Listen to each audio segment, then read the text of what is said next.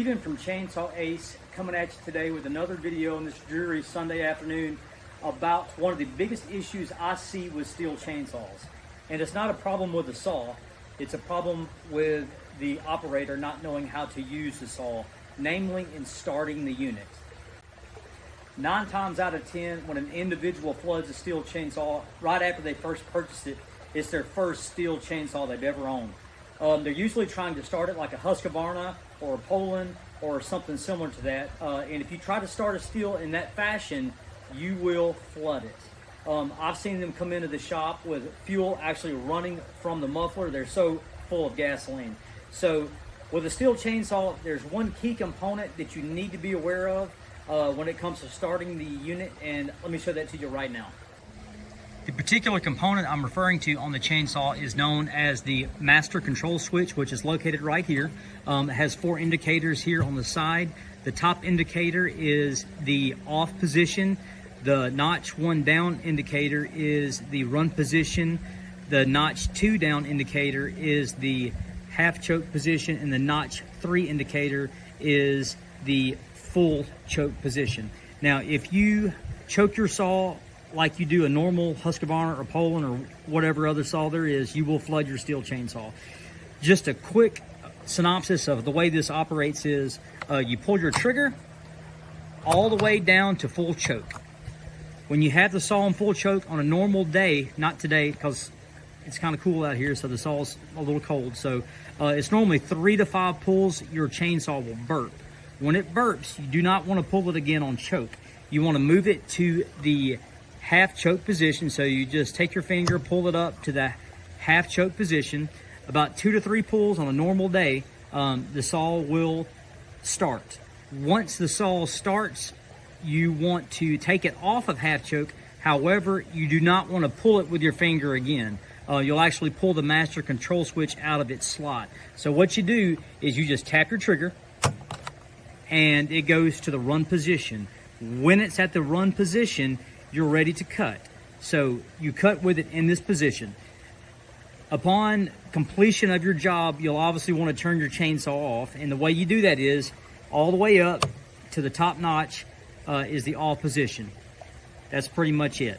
So I'm going to actually start this chainsaw for you with a quick tutorial. Again, it is a little cool out here, so my pulls may be a little off from what I just said. But let's go ahead and try it and see how it goes. Okay, now let's start this saw.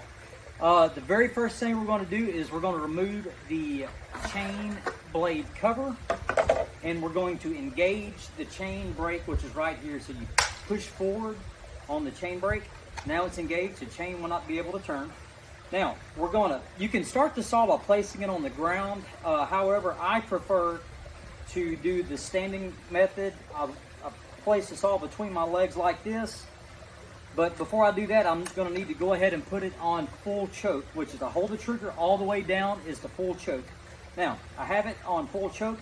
Going to pull the saw 3 to 5 times under normal conditions, and it will burp. Hopefully it does that today. 3 to 5 times it will burp. Then I'm going to move it to half choke with my finger. Upon running on half choke, I'm going to take it off a half choke by tapping the trigger to go to the run position, which is where we'll do our cutting. So I'm not actually going to do any cutting today. My wife is actually asleep right now. I don't want to wake her up. I'm probably going to get in trouble for this video later. But let's do it. So, okay, here we go. All the way down to full choke. I'm going to pull it 3 to 5 times. It should burp. Let's see. 1, 2.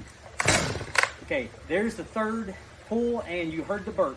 Now, where a lot of people go wrong with a Stihl chainsaw is they keep pulling on choke right here, and it floods the saw.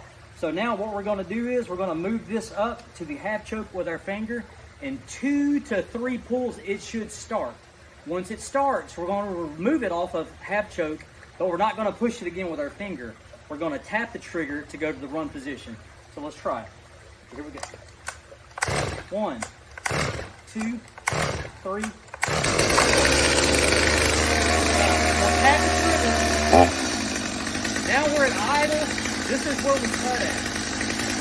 After you get your job completed, you obviously want to turn the chainsaw off, and the way you're going to do that is press up all the way on the master control switch to kill the saw.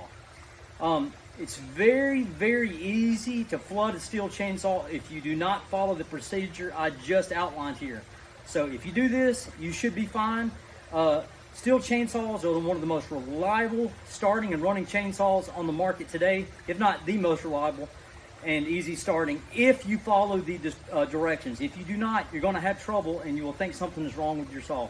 If you believe this video helped you learn how to start your Stihl chainsaw easier, please be sure to give us a like and subscribe. Help us get this channel started. Thanks so much.